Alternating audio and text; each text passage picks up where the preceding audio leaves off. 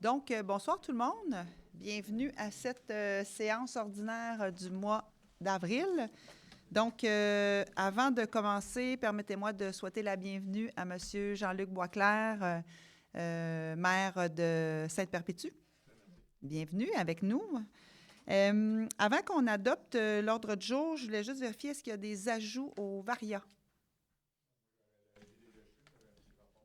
Un rapport, parfait. Super. Donc, on pourra ajouter ça. Alors, oui, excuse. Ça, c'est dans les comités externes, hein? Interne. Interne? Mata? Parfait. On avait oublié de le mettre, c'est vrai, M. Bédard, vous avez raison. Je vais l'ajouter tout de suite pour ne pas le perdre. Super. Bon. Non. C'est-tu toi, Claude? Oui, c'est moi. Donc, j'ai ajouté MADA et j'ai ajouté Sécurité incendie. Je pense. Culture Centre du Québec.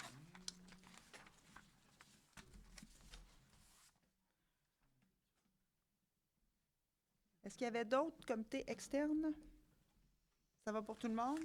Alors, avec tous ces ajouts, est-ce que j'ai quelqu'un pour en faire la proposition? M. Biron, Mme Godette, merci.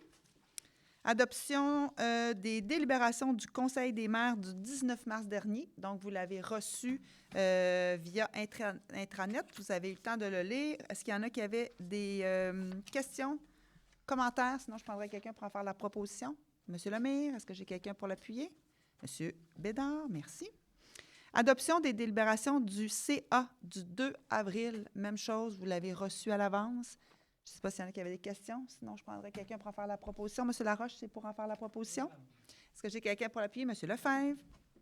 Document reproduit, Mme Tardy, c'est au fur et à mesure. Parfait. Correspondance. Alors, je vous ai déposé une correspondance concernant l'acceptation de notre demande au ministère de la Culture. Alors, par contre, il y a eu une baisse là, dans la contribution. Donc, sur 3 ans, il y a eu une perte de 14 000 dans notre demande. Le montant total, là, Mme? 94 000. Pour 3 ans. Oui, ça, c'est la part, oui. Parfait.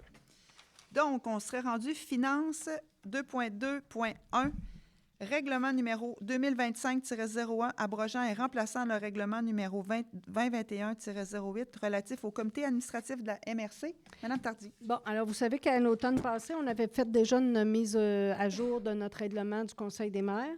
Dans la même foulée, on a fait celle aussi du Conseil administratif, du comité administratif.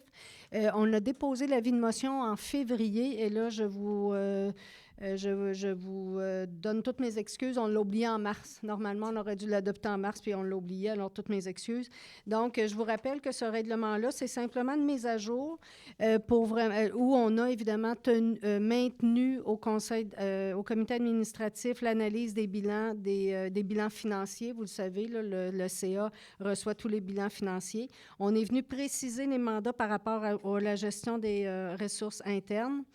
Et voilà, fait que c'est l'essentiel. On est venu vraiment mettre ça à jour en fonction de nos pratiques actuelles. Je pense que... Ça faisait le tour. Question. Oui, allez-y. Mais je veux être sûre que j'ai bien compris, puis si j'ai mal compris, vous me le direz. Les séances du comité administratif seraient publiques. Oui. Est-ce que ça a toujours été comme ça, puis je dormais au gaz? OK. Non, c'est dans les mises à jour. OK. Oui. Donc, les gens peuvent voir sur le site... Non, on ne les enregistre pas, mais les gens peuvent venir participer. Oui, mais ils savent sur le site de la MRC qu'il y a une séance, puis si c'est un huis clos, donc, ben, je trouve que ça va informer les gens dans la salle aussi. Merci. Bon, on a déjà adopté le calendrier des séances publiques du CA. Et puis, on a ajusté l'heure, là, je pense que c'est au mois de mars, février ou mars. Là. C'est à 14 heures. Fait que c'est 14 heures, les séances publiques du CA. Donc, on est au point 3.1 maintenant, mandat de coordination du projet d'implantation de bandes riveraines clé en main, une offre de service contrat de gré à gré. Madame Laure. Oui, bonsoir tout le monde. Ce qui vous est proposé aujourd'hui, c'est un offre de service de l'Union des producteurs agricoles, l'UPA Centre du Québec, pour la mise en œuvre, en fait, de la saison 2025 du projet Clé en main de bande riveraine élargie en milieu agricole. Pour rappel, l'année dernière, il y a 20 hectares qui ont été aménagés en bande riveraine élargie. Cette année, on vise 40 hectares. Et les ressources nous manquent pour cette année-là pour pouvoir réaliser le projet. Donc, on est allé chercher l'appui de l'UPA pour la mise en œuvre de ce projet-là à la recherche des producteurs. Donc, on fait la recommandation là, pour l'offre de service qui vous est déposée. Est-ce que j'en ai qui ont des questions? Monsieur Marcotte, sans faire la proposition. Est-ce que j'ai quelqu'un pour l'appuyer? Monsieur Biron, merci. 3.2 maintenant, demande de dérogation mineure, application de l'article 45.7 de la loi sur l'aménagement et l'urbanisme concernant la municipalité de Saint-François-du-Lac. Oui, donc la MRC a reçu une demande de dérogation mineure de la part de la municipalité de Saint-François-du-Lac pour un terrain qui a une partie en zone inondable. C'est dans le cadre de la vente d'une propriété. Donc, ce qui vous est recommandé, c'est que la MRC ne se prévoit pas de son pouvoir pour aller à l'encontre, en fait, là, de la recommandation de la municipalité. Donc, laisser aller la municipalité là, dans la décision d'octroyer la dérogation mineure. Est-ce que j'ai quelqu'un pour en faire la proposition? Monsieur Noël, est-ce que j'ai quelqu'un pour l'appuyer? Monsieur Bédard? Merci. 3.3 maintenant, avis de conformité au règlement 525-24 concernant la municipalité de Sainte-Eulalie. Oui, donc c'est une modification au règlement de zonage 410-15 qui consiste à modifier les montants d'amende en cas d'infraction pour un usage non permis pour l'industrie extractive, donc les I2, sur le territoire de la municipalité de Sainte-Eulalie. C'est en conformité au schéma d'aménagement. On vous en fait la recommandation. Merci beaucoup, Mme Laure. Est-ce que j'ai quelqu'un qui a des questions? Sinon, je prendrais une proposition. Monsieur Lemire, Monsieur Théroux. Merci beaucoup. Service du développement économique maintenant, 4.1, convention d'aide financière, mise en œuvre d'un projet de rehaussement de l'accueil. Madame Béliveau. Oui, alors bonsoir. Dans le fond, le ministère du Tourisme a communiqué avec nous là, parce qu'il souhaite octroyer une aide financière là, maximale de 49 500 à la MRC Nicolet-Yamaska pour la réalisation là, d'un projet de rehaussement de l'accueil touristique s'inscrivant dans une stratégie là, portée par l'ATR, là, qui est l'Association touristique régionale du Centre du Québec. Donc, cette aide financière permettrait à la MRC la création de contenu, la conception et l'installation des aménagements, l'achat et l'installation d'une solution numérique, ainsi que l'aménagement là, visant à bonifier l'expérience aux visiteurs. Donc, la convention prévoit une contribution au projet par la MRC pour un maximum de 4 950, soit le 10 du coût de projet. Donc, on vous en fait la recommandation. On avait reçu les documents, mais est-ce qu'il y en a qui ont des questions par rapport au projet ou à la subvention? Ça va pour tout le monde? Monsieur Marcotte, vous en faites la proposition. Monsieur Lefebvre, vous appuyez. 4.2 maintenant, accompagnement stratégique pour la rédaction du plan d'action touristique. On a une offre de service. Madame Béliveau. Donc, la MRC là, souhaite émettre son plan d'action touristique. Donc, considérant l'offre de service d'expérience stratégique LC incorporée, là, datée du 9 avril dernier, là, d'une somme de 8 450 plus les taxes. Après l'analyse là, des différentes offres, l'expertise reconnue de l'expérience stratégique LC et leur connaissance du territoire s'est démarquée. Donc, considérant que la MRC là, dispose d'une enveloppe budgétaire dédiée à la portion et au développement touristique, on vous en fait la recommandation. Merci beaucoup, Mme Béliveau. Mme Godette en fait la proposition. Monsieur Lefebvre appuie. Service technique maintenant, abolition du programme Réno Région d'énonciation. Je vais y aller, Mme Tardy, oui, vous pourrez bien compléter. Sûr, bien sûr. En fait, je ne sais pas si vous avez vu passer que le gouvernement a choisi d'abolir 2 programmes, en fait, Réno Région et adaptation de domicile, et aussi le programme Rénovation Québec. Ce sont des programmes qui n'étaient pas très coûteux pour le gouvernement, mais qui étaient extrêmement utiles pour les municipalités et pour les citoyens.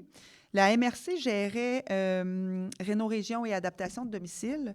J'essaie de trouver, c'est 160 projets à la MRC pour un total de 1,8 million qui ont bénéficié de ce programme-là pour des rénovations de base. On parle de toitures, de fenêtres, de portes, d'isolation, bref, des gens vulnérables qui peuvent rester dans leur maison. Donc, ça permet de maintenir un actif intéressant dans nos municipalités. Et chez nous, à Nicolette, c'est... là, on l'avait enlevé. Hein? Oui, celui-là ici. C'est 89 propriétaires d'habitation pour un montant de 1,9 million depuis le début du programme qui ont bénéficié de ces sous-là. Un programme tripartite entre la ville, le gouvernement et le citoyen. Si vous êtes passé à Nicolette, vous avez vu que ce qui se fait au centre-ville, toutes les petites maisons qui ont été rénovées, qui sont magnifiques, ont profité de ce programme-là. Donc, ça va à l'encontre de ce qu'on avait demandé, que nos unions municipales avaient demandé. On souhaitait plutôt reconduire et bonifier ces programmes-là. Alors, c'est sûr que nous, on dénonce l'abolition du programme. Alors, vous avez plusieurs considérants. Je vous l'ai résumé, mais vous avez pris la peine de lire et on va l'envoyer, bien sûr, à nos unions municipales, au premier ministre, à la ministre de l'Habitation, ainsi que tous les porte-parole là, des oppositions officielles en matière d'habitation. Alors, je ne sais pas s'il y en a qui avaient des commentaires ou Madame. Oui, à la proposition, au projet de proposition là, que vous avez eu, on va ajouter les données qui concernent la ville de Nicolet pour encore plus illustrer l'impact de la coupure de ce projet-là, ce programme-là, si ça vous convient.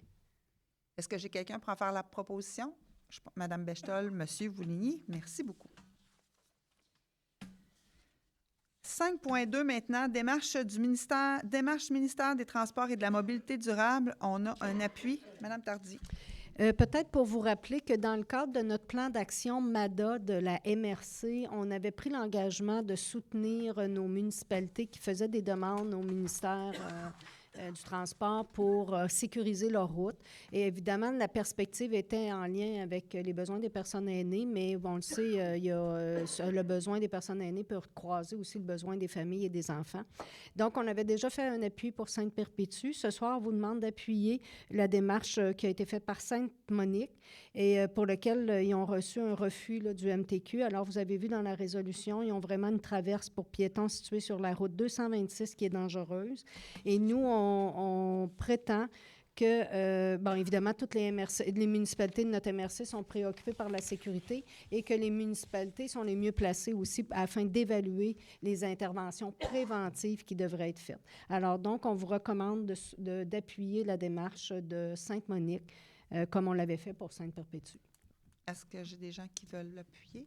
Madame Bechtel, Madame Godette, merci. Donc, demande d'appui, voilà. Ah, elle était là. Point de discussion et d'information. Revue de presse, on l'a reçu. Donc, on serait rendu au rapport des différents comités internes, en commençant avec le comité d'investissement. Monsieur Noël. Juste passer le petit piton, Ramon.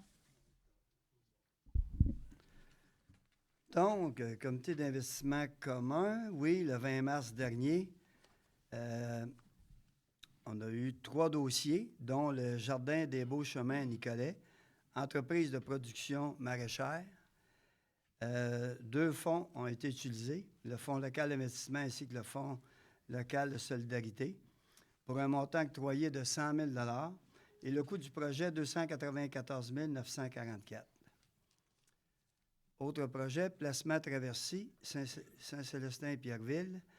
Relève acquisition de 2 entreprises. Encore là, deux fonds ont été utilisés, le FLI et le FLS, pour 250 000 $. Le coût de projet, 13 820 000 $. Et le projet de Casa d'Astias, c'est-à-dire que ce n'est pas un projet, ça existe déjà. Il y a une demande de moratoire de capital. Et on a aussi profité pour prendre connaissance de la composition du portefeuille de prêt.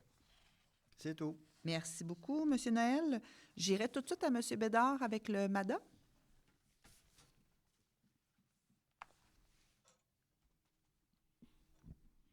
Bien, bonsoir. Nous avons eu une rencontre le 18 mars 2025. Les sujets qui ont été abordés lors de cette rencontre, c'était on a réalisé un tour de table sur l'avancement des plans d'action des différentes municipalités quant aux projets qui sont en cours et futurs dans chacune des municipalités. Il a été proposé aussi d'ajouter des rencontres statutaires en alternance avec nos rencontres de comité MADA qui seraient à l'intention des comités MADA des municipalités. Ces rencontres auraient lieu en mode hybride dans les municipalités. Et on ferait l'invitation d'un invité différent à chaque séance pour outiller et nourrir d'informations et d'idées les différents comités MADA de chacune des municipalités. Et aussi, il a été discussion d'un projet de confection d'aimants à réfrigérateur indiquant le numéro d'urgence pour les personnes âgées ou aînées. Donc, on a ciblé les différents numéros importants, puis donc on est en processus pour déterminer là, les coûts et le visuel de cet aimant-là. Merci. Merci beaucoup, M. Bédard. Comité de développement économique, M. Noël. Oui, la rencontre, cette fois-ci, s'est déroulée le 28 de mars. Donc, à la rencontre, on a eu plusieurs sujets importants aussi qui ont été abordés. Nous avons d'abord mis en place un calendrier de rencontres pour le reste de l'année, avec des rencontres prévues en mai, juillet et septembre. On a aussi discuté de la Chambre de commerce et d'industrie du Cœur du Québec avec par rapport à Mme Mélanie Roy, qui est la directrice générale, qui souhaite venir nous rencontrer prochainement. Cette démarche témoigne de notre volonté commune de resserrer les liens avec la communauté d'affaires. Le comité a aussi traité des enjeux de référencement et de confidentialité. Nous bonifierons nos suivis afin de mieux identifier les sources de référence et d'inclure davantage d'indicateurs dans nos communications avec les municipalités. L'objectif est de répondre de suivi tout en respectant la confidentialité de nos interventions auprès des entrepreneurs. Le comité s'est également attardé aux défis posés par les tarifs douaniers récents. Nous avons pris connaissance de nouvelles mesures proposées par la FQM concernant les appels d'offres publics qui feraient l'objet d'un suivi attentif. Un comité de veille a également été mis en place avec la Ville de Bécancour et plusieurs acteurs économiques pour suivre l'évolution des tarifs douaniers sur nos entreprises. En ce qui concerne le projet Commerce de proximité, l'équipe de développement économique a déjà rencontré 14 municipalités sur 6, ce qui indique une bonne progression de cette initiative de soutien au commerce local. Peut-être les deux autres aussi ont été rencontrés depuis ce temps, je ne sais pas. Enfin, pour le plan d'action concerté amorcé en 2024, nous avons convenu de revoir notre approche afin de mieux arrimer nos actions aux besoins actuels du territoire. Le comité poursuivra ses travaux avec l'objectif clair de faire progresser le développement économique de notre MRC de manière concertée et solidaire. Merci. Merci beaucoup, M. Noël. Vous pouvez garder le micro puisqu'on s'en va au comité de sécurité publique. Bien sûr, cette fois-ci, le 1er avril, nous avons reçu les rapports périodiques d'octobre, novembre, décembre 2024, janvier 2025, ainsi que les résultats en soutien à l'identification des priorités locales 2025-26 de la MRC Nicolet et Mascotte. Considérant les délais, nous avons procédé à l'adoption des priorités locales, soit intervenir sur les routes afin de diminuer le nombre de victimes de la route et la vitesse dans les municipalités, réaliser des activités de prévention de la criminalité pour lutter contre la fraude envers les aînés. Les représentants de la sécurité publique ont déposé leur programme de consultation. En résumé, il s'agit d'organiser 1 ou 2 rencontres annuellement avec des représentants d'organisations en lien avec nos priorités. Il a été convenu d'interpeller le comité des responsables des questions des aînés, des municipalités amies des aînés et l'OMH relativement à la 2e priorité. Merci. Merci beaucoup, M. Noël. Donc, on a ajouté sécurité incendie. M. Lefebvre. Bonsoir à tous et à toutes.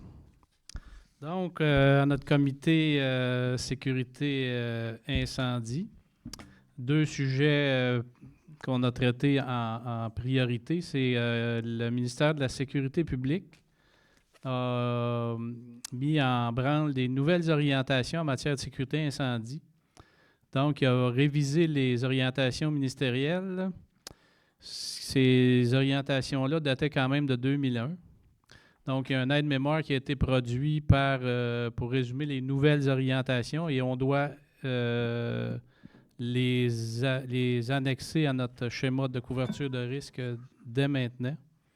Donc, il y a plus d'accents qui sont mis sur la prévention, l'optimisation, les regroupements de services et l'allègement au niveau des alarmes incendie. Au niveau de la révision du schéma incendie, donc c'était déjà débuté dans notre cas, mais avec la mise à jour des orientations ministérielles, ça amène beaucoup de changements. Donc, c'est comme si on repartait de zéro, en fait, là. Donc, un nouveau canevas est maintenant disponible pour la révision, mais la tâche sera plus complexe que prévu. Un échéancier avait été établi avec la direction générale, mais celui-ci devra être revu. Merci. Merci beaucoup, M. Lefebvre. Donc, nous avions Culture Centre du Québec dans les comités externes. Madame Saint-Amour. Bonsoir. Le CA de Culture Centre du Québec a eu lieu le vendredi 4 avril au bureau de Saint-Grégoire. Et bonne nouvelle, le Front commun pour les arts a porté fruit. Le budget du Conseil des arts et des lettres du Québec, le CALQ, s'est vu bonifier son budget de 40 millions pour atteindre un budget de 200 millions. Le CALQ est un organisme de création et de diffusion de la culture. Les festivals et les événements ont conservé leur enveloppe de 35 millions. Mais malheureusement, les grands perdants sont les bibliothèques, les musées et les écoles d'art. Ceci dit, le Musée des cultures du monde, ici à Nicolet, s'est vu octroyer un montant de 6,6 millions pour la modification de son bâtiment. Travaux qui commenceront au printemps-été 2026. Le Galard édition 2026 aura lieu à l'avenir le 20 novembre prochain. Et pour le projet de Hub créatif régional, nous avons toujours un manque à gagner de 35 000 pour le montage du projet ainsi que l'embauche d'un chargé de projet. Merci. Merci beaucoup, Mme Saint-Amour. Est-ce qu'il y avait d'autres comités externes? Non? Ça va être la régie, ça va être en Varia, vu que ce n'est pas vraiment un comité externe. Merci beaucoup. Donc, prochaine table des MRC, c'est le 1er mai. Donc, on n'en a pas eu depuis le dernier Conseil des maires. Alors, on serait rendu à la période de questions déjà. Est-ce qu'il y avait des questions dans la salle?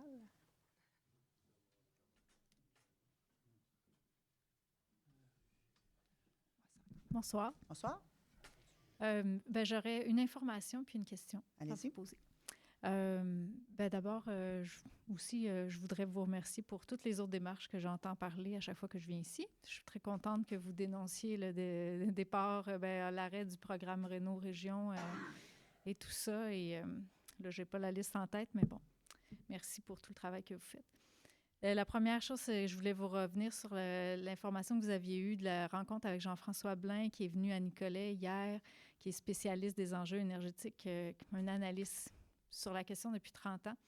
Et je voulais juste vous ramener le clou de la soirée, là, la chose la plus importante que je pense qu'on doit retenir de ce qui est venu nous transmettre, parce qu'il a fait une première partie qui était l'historique, comment ça s'est passé, la nationalisation, puis au cours des années, quelles sont les lois qui ont changé, les règlements, les dispositions qui ont changé, puis qui ont amené à ce que Hydro-Québec, tranquillement, la part de la production qui appartient aux Québécois, en fait, elle a diminué par rapport à la portion de production privée qui a augmenté. Et les conséquences que ça amène, ça. Et bref, le projet de loi 69 qui est actuellement à l'étude au gouvernement provincial, sa compréhension d'analyste de tout ça, c'est que ce n'est même pas une privatisation en douce d'Hydro-Québec qui est en train de se passer. C'est très clair que c'est ça l'orientation. Et que la façon dont ça va réussir, c'est en faisant en sorte qu'on morcelle le territoire, en faisant qu'il y ait de plus en plus d'actionnaires d'Hydro-Québec. Et pour que les Québécois acceptent ça, c'est parce que, dans le fond, on devient en conflit d'intérêts. Les Québécois d'une MRC, comme la nôtre, qui se fait offrir un projet de production énergétique, se retrouvent à gagner des sous par ce projet-là. Et donc, c'est avantageux pour la MRC d'accepter un tel projet parce que ça nous fait miroiter qu'on va avoir un développement économique plus grand, on va pouvoir se servir de ces sous-là pour ça. Et donc, on va avoir tendance à être favorable à cette démarche-là. Mais ça vient morceler le capital de production énergétique qui appartient à tous les Québécois. Et donc, en acceptant, parce que ça nous apporte un bénéfice ici, localement, on participe à la déconstruction d'Hydro-Québec, qui, ça peut avoir l'air pas grave en 2025, mais ce qui nous montre, c'est qu'on s'en va vers un scénario catastrophe et que dans plus de quelques années, ça va peut-être prendre 20 ans avant que la catastrophe arrive, mais on va regarder en arrière et on va se dire, merde, on avait pourtant quelque chose qui nous donnait une cohésion sociale au Québec, qui nous donnait une fierté, qui nous permettait de diminuer l'écart entre les riches et les pauvres.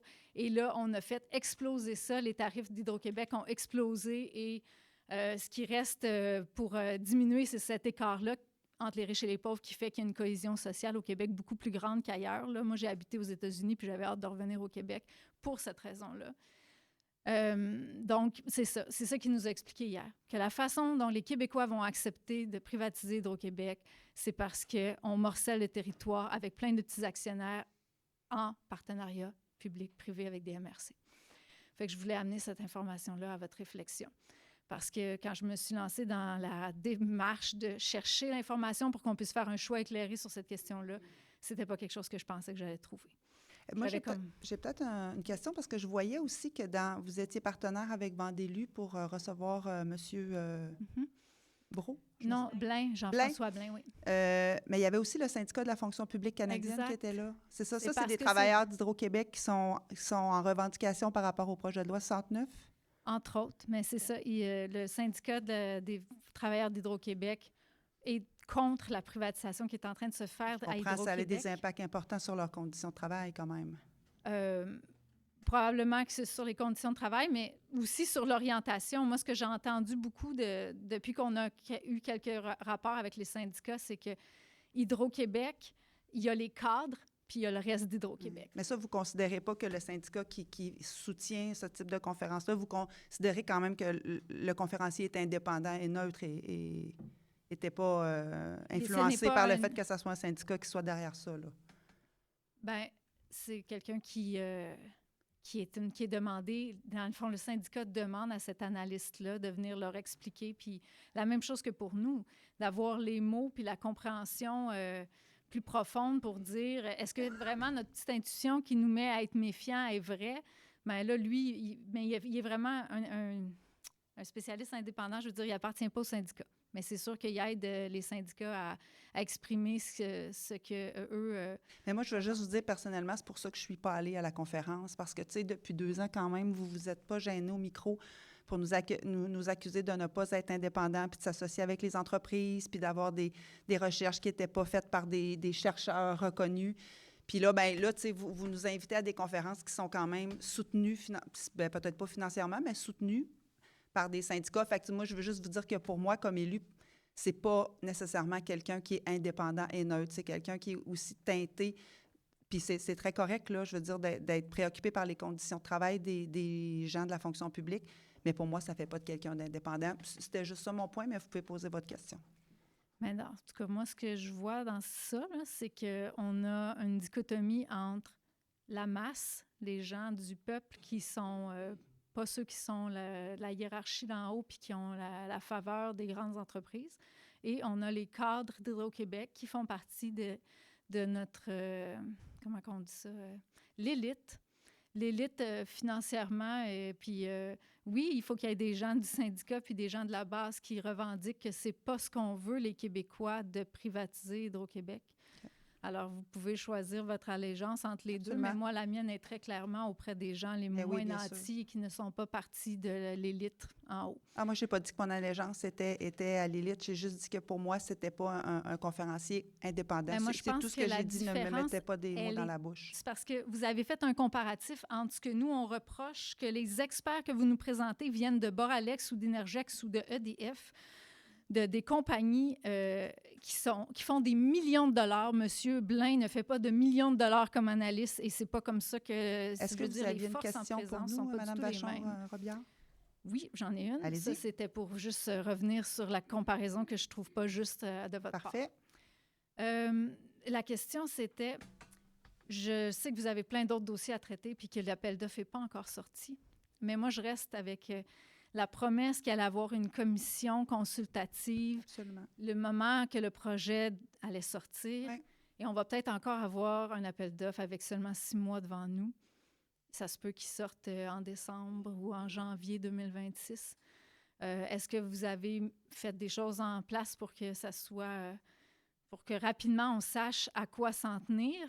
et que ça ne vire pas comme la consultation que le gouvernement est en train de faire actuellement, où des gens ont été avisés comme 2 jours d'avance ou 24 heures d'avance, qui étaient conviés à une consultation le lendemain. C'est que les gens aient le temps de se préparer et de savoir vos conditions. Absolument. Puis moi, j'aimerais savoir le plus tôt possible. Oui, en fait, on a toujours ça dans notre objectif de mener cette consultation publique-là. En fait, on est à travailler à établir les bases de cette consultation-là. Ce sera quoi le cadre? Puis ensuite, on fera des propositions au Conseil des maires. Et là, on choisira le mandataire pour mener cette consultation-là, mais c'est sûr dans l'idéal des mondes, ce ne sera pas à la dernière minute. Là, on veut se donner du temps, et pour nous, et pour les citoyens aussi. Puis est-ce que c'est une consultation où tout le monde va pouvoir venir, ou bien ça va être sur invitation? Bien, on est en train de définir les bases de la consultation, fait que je n'ai pas de réponse pour vous actuellement, là. OK. Bien, en tout cas, je vous fais la recommandation que ça soit ouvert à tout le monde. Parfait. Merci. Merci beaucoup.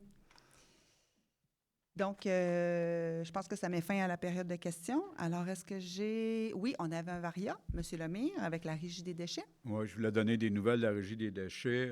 À la dernière réunion, on a eu le dépôt de l'étude technico-économique, dans le fond, pour le sac dans le bac. Et puis que financièrement, c'est pas plus avantageux que le bac brun, mais c'est dans les mêmes coûts. Fait qu'on a décidé d'aller de l'avant. Parfait. Puis, en même temps, j'aimerais passer le message que l'éco-centre de Nicolette est fermé pour jusqu'au mois de juin. Et ceux de Nicolette, bien, les dévier vers Saint-Léonard ou Bécancour. Oui. C'est surtout ça les 2 messages que j'avais. Oui, on est en train de le refaire complètement. Ouais. Enfin. Merci beaucoup, M. Lemire. Est-ce qu'il y avait d'autres éléments? Sinon, je prendrais quelqu'un pour faire la levée de l'Assemblée. Mme Godette et M. Marcotte. Merci beaucoup, tout le monde. Bonne soirée.